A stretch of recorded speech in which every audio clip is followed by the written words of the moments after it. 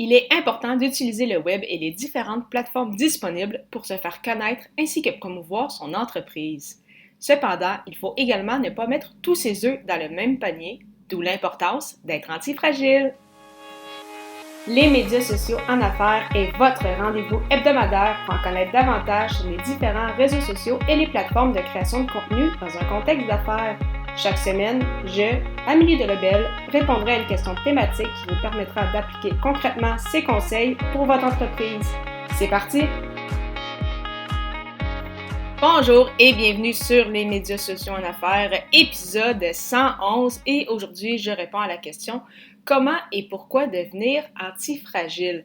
Donc, tout d'abord, qu'est-ce que signifie être ou devenir antifragile? En fait, quand on parle d'être antifragile sur le web, c'est de ne pas dépendre d'une seule plateforme. Ce n'est pas de dépendre d'une seule entreprise pour réussir, en fait, à fonctionner.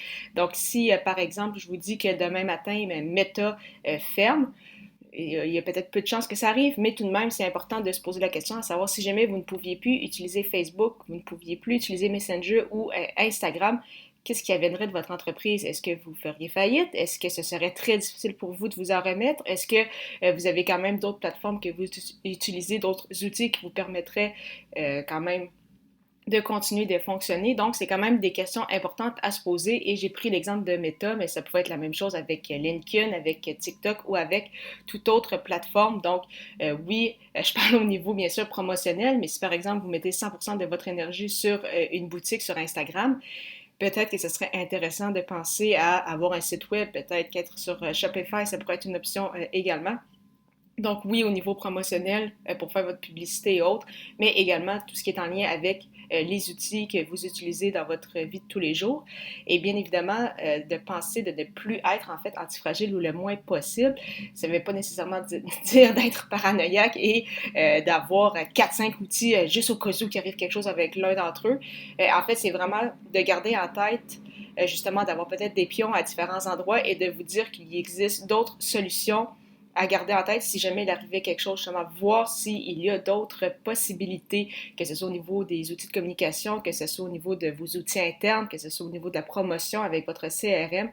Donc, vraiment, vous assurer, c'est ça, d'avoir plus d'une option et de toujours regarder, en fait, qu'est-ce qui se passe ailleurs pour voir si ça peut être une option pour vous.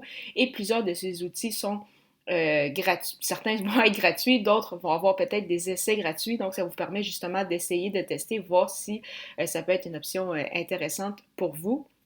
Parce que c'est ça, il faut toujours se dire, par exemple, OK, si jamais je n'ai plus accès à Messenger, est-ce que je suis quand même en mesure de contacter mes clients? Si jamais je ne peux plus publier sur LinkedIn, est-ce que je vais quand même avoir de la business pour mon entreprise? Donc, vraiment, toutes des questions auxquelles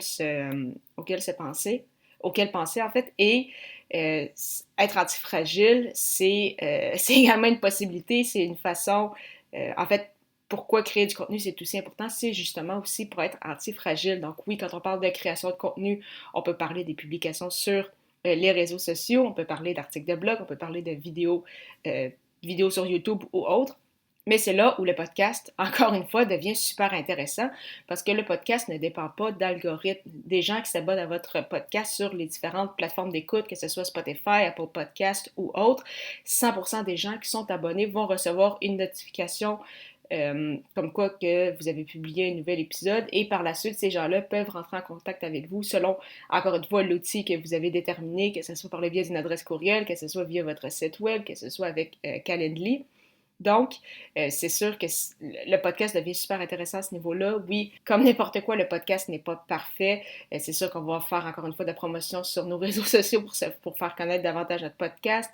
C'est sûr que comme avec mes podcasts, en fait, qui sont publiés sur mon site web, mes notes d'épisode, je les fais un peu comme des articles de blog pour aider au niveau du référencement SEO.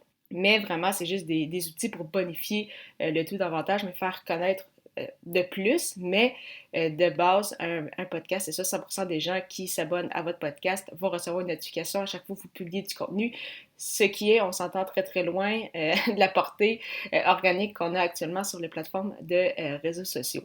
Donc, comment et pourquoi devenir antifragile? c'est pourquoi, c'est pour ne pas dépendre d'une seule plateforme, pour toujours garder à l'esprit que si jamais il arrivait quelque chose avec un outil ou une plateforme ou autre, est-ce qu'on serait quand même en mesure d'opérer notre entreprise et comment justement réussir à devenir antifragile? C'est en regardant nos différentes options, en essayant différents outils, en restant toujours à l'affût de ce qu'on peut améliorer, bonifier au sein de notre entreprise et bien sûr en créant du contenu, dont avec le podcast comme ce que vous écoutez aujourd'hui ou probablement déjà depuis quelques mois, quelques semaines sur les médias sociaux en affaires. D'ailleurs, parlant de vous adapter et de devenir anti-fragile, je lancerai prochainement un groupe pour des entrepreneurs, solopreneurs qui souhaitent être au courant des dernières tendances sur le web sans avoir à faire des heures de recherche.